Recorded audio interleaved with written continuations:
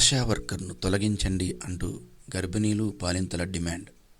శ్రీ సత్యసాయి జిల్లా సోమందేపల్లి మండలం మేకలపల్లి గ్రామంలో ఆశా వర్కర్ ఇందిరమ్మ పనితీరు బాగాలేదని గర్భిణీలు బాలింతలు ఆగ్రహం వ్యక్తం చేశారు.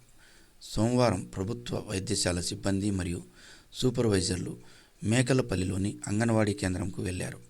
ఈ సందర్భంగా విలేకరులతో మహిళలు తమ సమస్యలు గూడు వెళ్లబోసుకున్నారు. గర్భం దాల్చిన మహిళల పట్ల, కాన్పుకు వెళ్లే మహిళల పట్ల ఆశా వర్కర్ నిర్లక్ష్యంగా వ్యవహరిస్తోందని, ఆసుపత్రికి వెళ్లాలన్నా నెలసూదులు వేయమని అడిగినా చాలా వ్యంగ్యంగా సమాధానాలు ఇస్తూ మాపై చిందులేస్తుందని, మాకు ఏమీ తెలియదు, ఏ ఆసుపత్రికి వెళ్ళాలి అంటే కూడా నేను పనిలో ఉన్నాను, బిజీగా ఉన్నాను, మేడంకు చెప్పాను, మీకు సమాధానం ఇవ్వాల్సిన అవసరం నాకు లేదు, ఎవరికి చెప్పుకుంటారో ఏం చేస్తారో చేసుకోండి అంటూ చాలా నిర్లక్ష్యంగా సమాధానాలు ఇస్తోందని, మాకు పనిచేయని ఈ ఆశా వర్కర్ మాకు అవసరం లేదని, వెంటనే ఏమని మార్చాలని బాలింతలు అయిన అశ్విని, నాగమణి, నాగమ్మలు మరియు హైమావతి తండ్రి ముత్యాలప్ప మరియు ఆదెమ్మలు విలేకరులతో తమ గూడును వెళ్ళబోసుకున్నారు. అయితే సర్పంచ్కు మాకు సరిపోని కారణంగానే తనను బలిపశువును చేస్తున్నారని ఆశా వర్కర్ వ్యాఖ్యానించడం ఇక్కడ గమనార్హం. 13 ఏళ్ళు నా కూతురు పిల్లలు కాక 13 ఏళ్ళ నాడు అయింది. డెలివరీకి పోతాన్నాము. డెలివరీకి పోయి ఇంటికి పోయి సమ్మాట్లు ఉంది, 5 గంటలు ఉంటాను, బ్లడ్ పోతుంది, రామ్మ హాస్పిటల్కి పోదామని నిన్నాను. మీరు పదండి, నేను వస్తానని. ఏమిట్లో బోళ్ళమ్మ అంటే ఏదైనా తీసుకొని పోండి అనింది. ఏందన్నా తీసుకొని పోయాక మేము జీపు తీసుకున్నాము, పోయినాం అతకి. పోయినాక రావచ్చు కదా సార్ డెలివరీ అయింటే నైనా ఫోన్ చేసి డెలివరీ అయిందే కాలేదే అని. డెలివరీ అయింది, మామూలు సిజరిన్ అయింది, నాకు తెలియదు అక్క, మీరు వచ్చేది రాకుండా సిజరిన్ ఏమో అయింది, పిల్లడు మాకు పిల్లడు అని చెప్పినాడు. రావచ్చు కదా సార్ అమ్మ, ఇంజక్షన్ వేపించచ్చు కదా, వానికి మాత ఇంజక్షన్ రాలే, మేము వేరే ఇంజక్షన్ ఏమన్నా డాక్టర్ 2 వేపించుకొని వచ్చినాము. మన మాత ఇంజక్షన్ అయితే ఏమనింది, గవర్నమెంట్ హాస్పిటల్ పోయి వేపించుకొచ్చుకోండి అండి. గవర్నమెంట్ హాస్పిటల్ పోయింటే ఏమన్నారు వాళ్ళు, మీరు ఆటకన్నా మీతో రానే వద్దన్నమ్మా, ఆడ అంగడి పడుతున్నా వేపించుకోండి అని అన్నారు. ఆటకు వచ్చి తిరిగి ఏమంటామంటే మేము ఇంజక్షన్ తెచ్చి మీతో ఏం దేపియాలమ్మా, మేము వేపించుకుందాం కదా అంటే ఏమంటుంది, మేము గవర్నమెంట్ హాస్పిటల్లో పోయి వచ్చేసినాము, ఏం చెప్తామమ్మా వాడు చెప్పేట్లు పోయి చెప్తే కొడుతున్నారు వాళ్ళన్న కొడుకంటే ఏమన్నా కొట్టించుకోబడి చెప్పు తీసుకొని అంటుంది. అంత అత్తే సార్ మేమన్నాను, మాకి ఇంజక్షన్ వేయలేదు, కనీసం 2-3 ఆటలు చెప్పినాం ఇంటికి వచ్చినా కానీ ఆమె ఆ ఊరు అనుకోకుండా పట్టించుకోకుండా ఇంకా ఆయన మీకు ఎవరు లేరా సార్ ఊర్లో తిండికి ఉండరు, ఎవరో సేమ్ ఉద్యోగమో. నా కొడుకులో వచ్చేసి అని చెప్పాక సమస్య చెప్పంటే ఏమంటుంది, నాకు తలనొప్పి వచ్చింది చెప్పే కాయలేదు అంటుంది. తలనొప్పి వచ్చినా నీకు అలాగా ఉద్యోగం విడిచిపెట్టే ఎవరో వేరే వాళ్ళు చేస్తాను, నువ్వు చెప్పినట్టు కదా చేసేదే ఉద్యోగం, నువ్వు నాకు చెప్తే చూద్దాం పో, నీకు నాకే ఛాలెంజ్ చేస్తానా అంటుంది. చేయలేదు సార్ అట్లా చెప్తుంది ఆమె ఇంద్రక్కే ఏం పని చేస్తున్నా సార్ పని చేస్తుంది ఇంత పని సార్ అని చేసేది కరెక్ట్గా హాస్పిటల్కి రావచ్చునా డెలివరీ అయినాక వచ్చి చూసిపోవచ్చునా, చూసి ఏమమ్మా మంచి ఏమి చెడ్డ ఏమి ఇంజక్షన్ నేర్పించుకున్నారు, ఇంజక్షన్ నేర్పించుకున్నారు, ఏం చూస్తున్నారు సార్ వాళ్ళని చెప్పొచ్చు కదా. ఆడుంటే ప్రైవేట్ హాస్పిటల్ చూపించుకుంటే మాత్రం గవర్నమెంట్ హాస్పిటల్కి వచ్చింది సార్ అమ్మ. ప్రైవేట్ హాస్పిటల్ గవర్నమెంట్ హాస్పిటల్ తోడు ఇంజక్షన్ వేయాలి కదా, ఏపీలేదు దాన్ని గొడవ చేసినాం మేము. నా కొడుకు సమాధానం చెప్పే కాలే ఆయన చేత, మనకు అమాట సమాధానం చెప్పండి, చెప్తా పట్టించుకోపని అడుగుతుంది సార్ అమ్మ. మూసుకొని పో నువ్వు అని అడుగుతుంది అతను, నేనే బోలే మూసుకొని మా ఏమంతా మేమెంత సార్ ఇంక సమస్య ఇంకేమీ లేదు. లేకపోతే ఆమె ఖర్చు కాదు, మాకు కొట్టే పోలే గొడవలు పోలే, నా కొడుకులు కాదు ఏమన్నా సర్పంచ్ తెలియదు ఏమన్నా ఒక ఇంట తిని ఒక ఇంట తాగిండే వాళ్ళ. నీకు పని చేయాలని ఏం అవసరమా, గవర్నమెంట్ చెప్పలే నాకే, గవర్నమెంట్ చెప్పలే నాకే అనేసి డిమాండ్ చేసింది. అమ్మాయ్యా వద్దమ్మా కాదు, ఇప్పుడు నొప్పులు వచ్చిండే అనేసి పోయిండే ఈరోజు తిరుమల్లి సాయంకాలమే నొప్పులు వచ్చిండే అంటే వారం రోజు చెప్పిన అనేసి నువ్వు ఇచ్చేసేసి మళ్ళీ పోకుండా ఎందుకు సార్ ఆశా వర్కర్ తెలంగాణకి పనికినేనా అట్ట టైంలో నాకు ఆశా వర్కర్ పనిచేయాలి సార్, అది నా బాధతో నేను ఎందుకమ్మా నువ్వు పనిచేయలేదు. డిమాండ్ పాప డెలివరీ అంటే కూడా నువ్వు అటెండ్ కాలేదు, ఎందుకు కాలేదు నువ్వు, ఎందుకు కాదు ఏమి అనేసి అన్నా. పోయినా పోయేసి వచ్చినాను, మళ్ళీ వచ్చేసి అదేనా లేలే ఏదో మాట్లాడుతులే ఏదో చెప్తులే ఆ పాప అనింది. ఆ పాప అనింది ఏ ఊరు ఆశా వర్కర్ వచ్చేసి నా భార్యతో అనింది. వదినా ఆ పాప అంతే అనేదే అనింది. బిడ్డ లోపలుండే మనిషి తెస్తుందా లేకపోతే ఆశా వర్కర్ తెస్తుందా లేకపోతే తెలి తెస్తుందా కాదు, నా పెన్నంకి తెలుస్తుంది ఏమన్నా కిటకలో మోసి బిడ్డకే కదా చేసేదే, ఆ తెలికే కదా చేసేదే, కష్టం ఏముంది అనేసి ఏం సార్ సెకండ్ డెలివరీకే ఏమమ్మా ఎట్లా అమ్మా ఏమంటే నువ్వెవరు మాట్లాడదానికే నువ్వు ఎంతసేపు ఉన్నా ఆడ మాట్లాడుకో ఈడ మాట్లాడుకో ఉంటారే కానీ ఎక్కడ ఒక పాయింట్ కూడా మాకు ఆస్కారం లేదు. నా బాధ ఎంత ఉందో నాకు బాధ కొద్ది నేను మాట్లాడతాను. మన ఆవిడ ప్రెగ్నెన్సీ వాళ్ళకి ఏమి సదుపాయాలు లేకుండా ఎప్పుడంటే అప్పుడు వచ్చేది, ఎప్పుడైనా పిలిచినా కూడా రాకుండా ఉండేది. ట్యాబ్లెట్ కానీ ఏమి కానీ మెడిసిన్ కానీ డాక్టర్లు వచ్చినప్పుడు కానీ ఏమి చెప్పేది కానీ మీటింగ్ కానీ రమ్మని కానీ ఏమీ చేయడం లేదట. అందుకనేసి ప్రెగ్నెన్సీ వాళ్ళంతా కంప్లైంట్ ఇస్తున్నారు. అయినా కూడా ఆవిడ చెప్పినా కూడా రాదు, ఏంటికనే కానీ ఏ డెలివరీ టైంలో కూడా రమ్మన్నా కూడా రాదు. వాళ్ళందరికీ వాళ్ళు పోతారు, వీళ్ళందరికీ వీళ్ళు వస్తారు.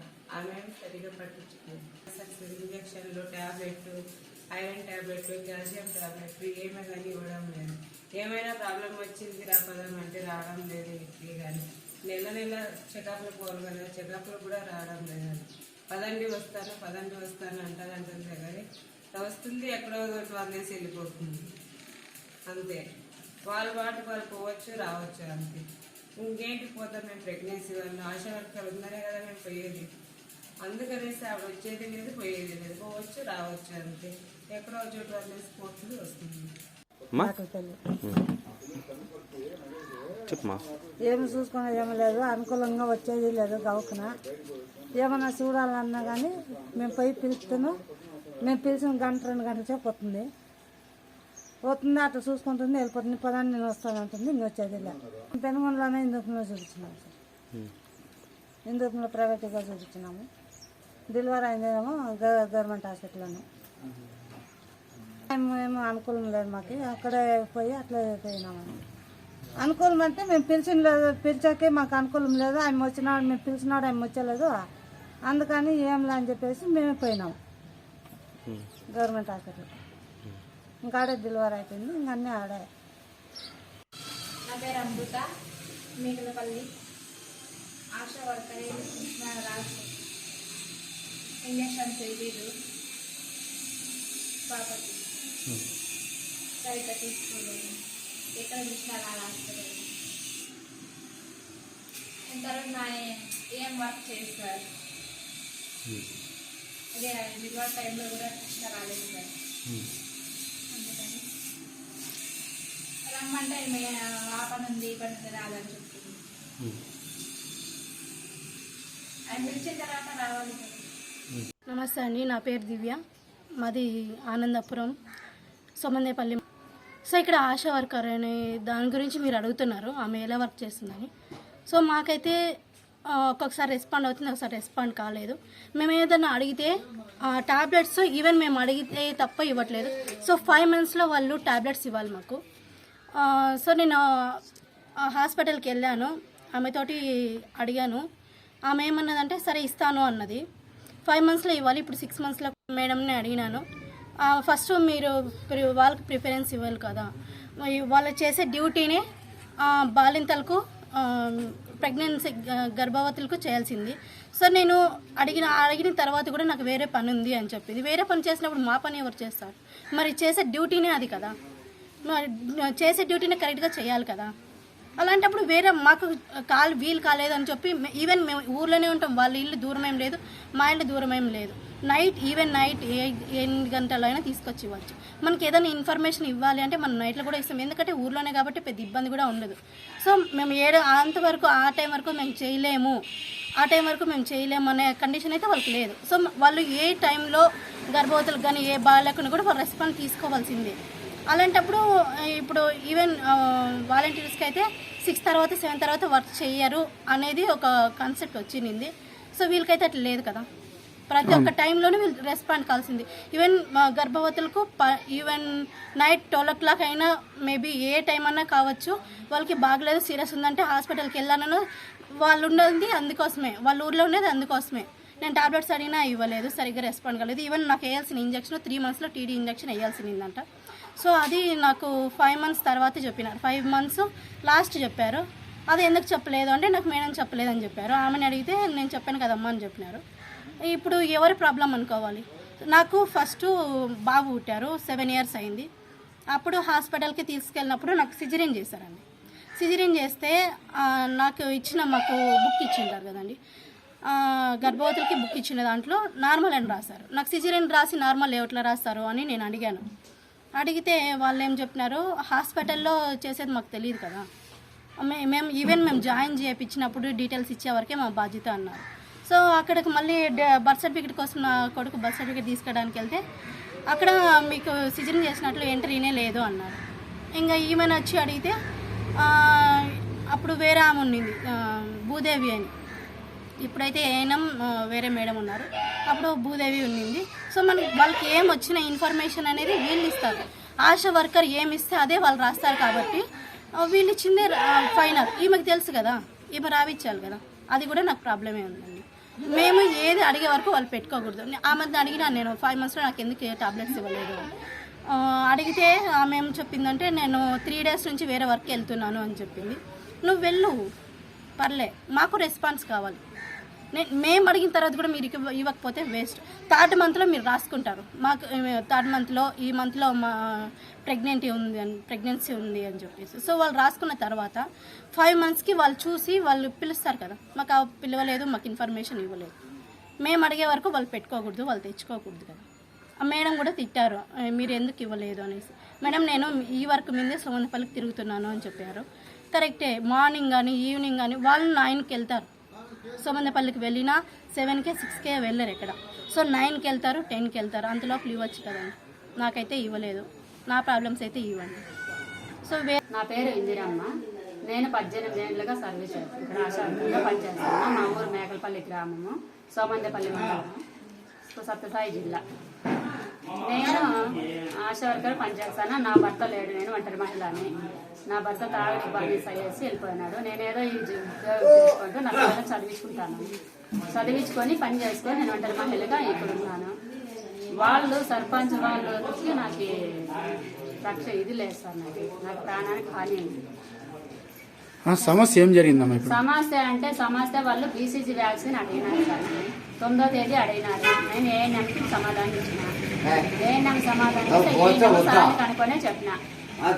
సమాధానం ఇచ్చిన మేడంకి. సమాధానం ఇస్తే వాళ్ళు మేడం సార్ని కనుక్కొని చెప్తానండి, ఇప్పటికీ 2 నెలలు 3 నెలలు అయింది, వేయకూడదు, అది కుడితేనే వేసే వ్యాక్సిన్ అని చెప్పేసి చెప్పింది మేడం. ఆ విషయం సార్ని కనుక్కొని చెప్తానని సార్ మేడం. నేను ఆ విషయము వీళ్ళకి చెప్పిన.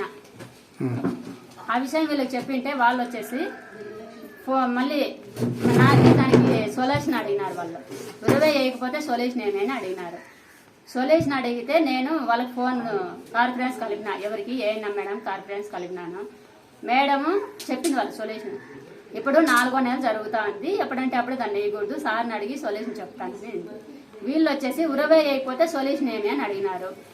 నేను మేడం సార్తో అడిగి చెప్తుందంట సొల్యూషన్. మేడం నాకు చెప్పిన తర్వాత నేను మీ సొల్యూషన్ ఇస్తానని నేను చెప్పిన.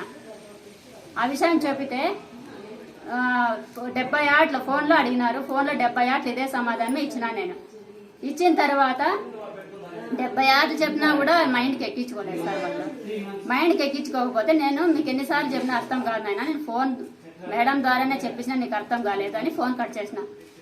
నేను మాట్లాడుతా అంటే నువ్వు ఫోన్ కట్ చేసినావు, ఎందుకు కట్ చేసినావు, నువ్వు నా సొల్యూషన్ నీకున్నాడు, నువ్వు ఎట్లా ఆశా వర్కర్గా జాబ్ చేస్తున్నావు అని నన్ను అడిగినారు.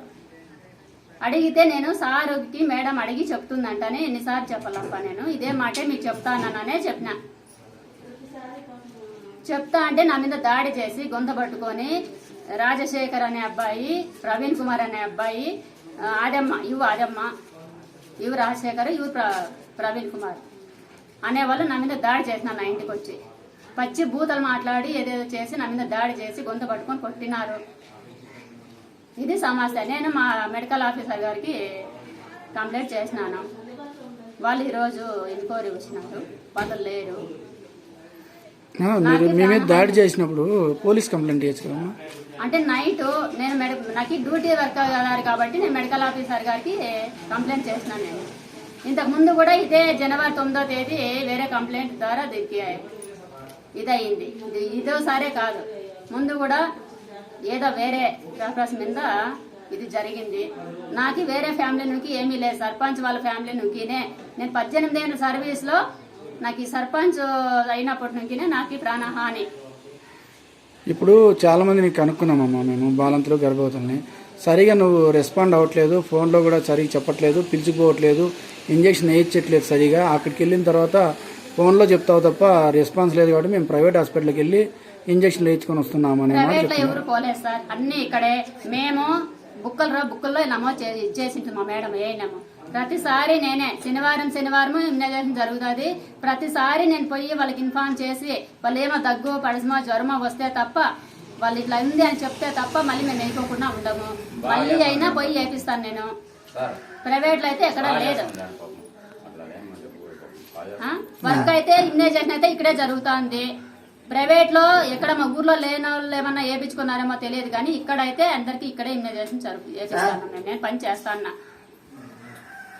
నేను ఇన్ఫార్మ్ చేసినాను సార్, నా విషయం గురించి మీరే నాకు రక్షణ చేయాలా, నేను నా భర్త లేడు, నేను ఒంటరి మహిళ అని వాళ్ళు ఇట్లా చేసుకున్నారని నేను ఇట్లా చెప్పినాను. వాళ్ళైతే నాకు ఏం చెప్తున్నారంటే ఏదో వాళ్ళు ఇది చేసినారు, మీరు కాంప్రమైజ్ కావండి, ఊరికే ఎందుకు అది ఇది అని చెప్పినారు. నేనైతే ఒకసారి అయితే ఏదో అనుకోవచ్చు సార్, మూడు నెలల తర్వాత మళ్ళీ అదే ప్రాబ్లం వచ్చింది. ముందు ఇదే సమస్య జరిగింది, నన్ను తీసేయాలనే వాళ్ళ స్వార్థానికి నన్ను వాడుకుంటున్నారు. వేరే వాళ్ళు కంప్లైంట్ పెట్టింటే సర్పంచ్ మీద, ఆ సర్పంచ్కి వాళ్ళు కంప్లైంట్ మేము వెనక్కి తీసుకుంటాము, నా జాబ్ పీకేసి వాళ్ళ భార్యకి జాబ్ ఇప్పిస్తే ఆ కంప్లైంట్ వాళ్ళు వెనక్కి తీసుకుంటామని చెప్పినారంట. అదే విషయమే నాకు సర్పంచ్ ఇక్కడ ఇదే స్థలంలోనే చెప్పినారు. వాళ్ళు ఇక ఇప్పుడు కూర్చొని పవన్ కుమార్ ఎస్సీ మాల వాళ్ళు కంప్లైంట్ ఇచ్చిన వాళ్ళు కంప్లైంట్ పెట్టుకున్నారు. ఆయన ఏదో రోడ్ ఎస్సీ ఎస్టీ కంప్లైంట్ పెట్టారా? ఎస్సీ ఎస్టీ కంప్లైంట్ ఎస్సీ వాళ్ళు అక్కడ ఏదో వాళ్ళ గొడవలు ఏం జరిగినాయో నాకు తెలియదు. వాళ్ళు కంప్లైంట్ పెట్టుకున్నారంట. మాకి వాళ్ళకి కాదు, ఎవరికి పవన్ కుమార్కి మాకి వాళ్ళకి కాదు. ఆ విషయంలో వాళ్ళు ఇట్లా ఇది చేసుకొని నా జాబ్ పీకేసి వాళ్ళ భార్యకి ఇస్తే కంప్లైంట్ విత్డ్రా చేసుకుంటామని చెప్పినారంట. ఆ విషయము నాకు సర్పంచే చెప్పినారు. సర్పంచ్ జతలో గర్భవతి పద్మ అని ఉండింది. 4వ తేదీ డెలివరీ అవుతుంది. ఆ పద్మ అనే అబ్బాయి రాజు గర్భవతి భర్త ఎదురుగా నాకు ఈ మాట చెప్పినారు. ప్రాణహాని వేరే ఊర్లో ఎక్కడా కానీ ఎవరి గురించి ఏమీ లేదు. నేను 18 ఏళ్ళ సర్వీస్ లో సర్పంచ్ వాళ్ళ ఫ్యామిలీ ద్వారానే నాకు ప్రాణహాని ఉంది.